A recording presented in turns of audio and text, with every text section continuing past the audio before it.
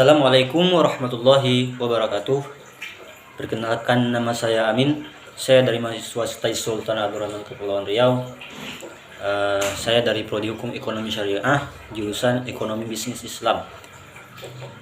Di sini saya akan menyampaikan materi tentang analisa laporan keuangan yang saya akan bahas, yaitu terkait dengan analisa laba kotor.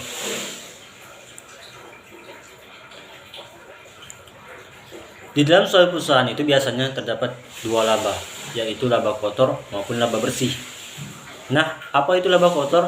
Laba kotor merupakan laba yang diperoleh sebelum dikurangnya beban biaya perusahaan. Dalam artian laba kotor ini yaitu laba keseluruhan yang telah diperoleh oleh perusahaan.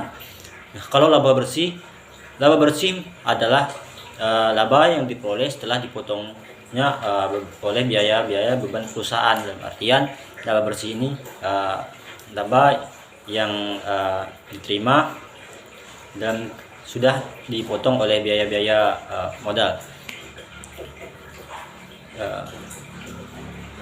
Analisa laba kotor. Nah, analisa laba kotor itu tujuannya yaitu untuk mengetahui perubahan keuangan pada suatu perusahaan pada periode sebelumnya ke periode yang berikutnya. Nah, di dalam suatu perusahaan biasanya ada beberapa yang mempengaruhi faktor.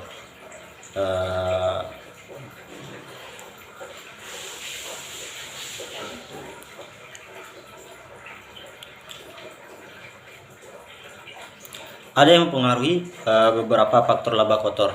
Yang pertama yaitu salah satunya faktor penjualan.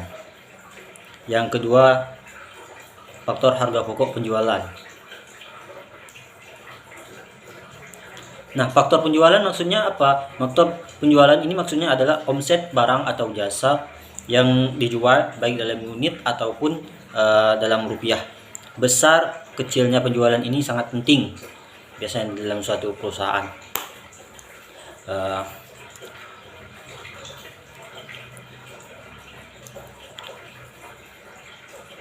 Sebagai data awal dalam melakukan analisis. Sementara itu penjualan ini dipengaruhi oleh beberapa. Yang pertama yaitu faktor harga jual. Kenapa faktor harga jual? Karena faktor harga jual ini adalah harga persatuan atau unit atau produk yang dijual di pasaran. Nah, penyebab perubahannya harga jual adalah perubahan nilai harga jual persatuan. Yang kedua itu faktor jumlah barang yang dijual. Jumlah barang yang dijual maksudnya apa? Faktor barang yang dijual ini adalah banyaknya kuantitas ataupun quantity jumlah barang atau value yang dijual oleh perusahaan pada periode tersebut. Faktor harga pokok penjualan. Harga pokok penjualan ini adalah harga barang atau jasa untuk menjadi barang dengan ditambahnya biaya-biaya yang berkaitan dengan harga pokok penjualan tersebut.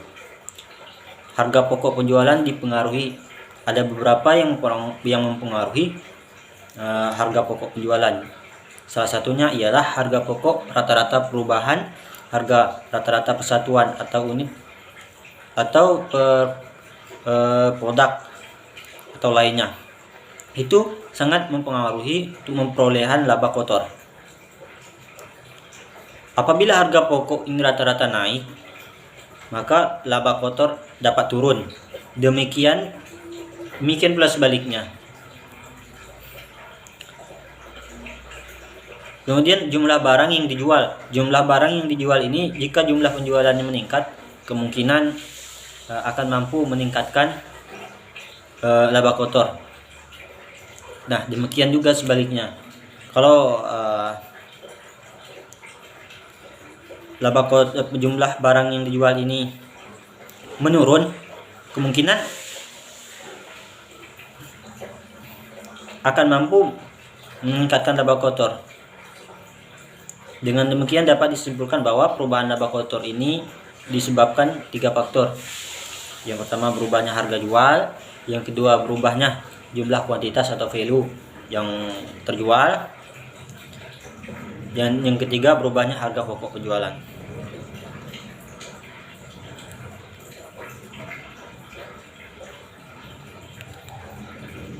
Nah, yang ketiga ini adalah manfaat analisis laba kotor. Manfaat analisis laba kotor ini itu merupakan salah satu kegiatan yang sangat penting bagi manajemen. Gunanya untuk mengambil keputusan untuk masa sekarang dan masa yang akan datang. Artinya analisis laba kotor ini akan banyak membantu manajemen dalam melakukan tindakan apa yang akan diambil, keputusan apa yang akan diambil ke depannya. Dengan kondisi yang terjadi pada saat ini.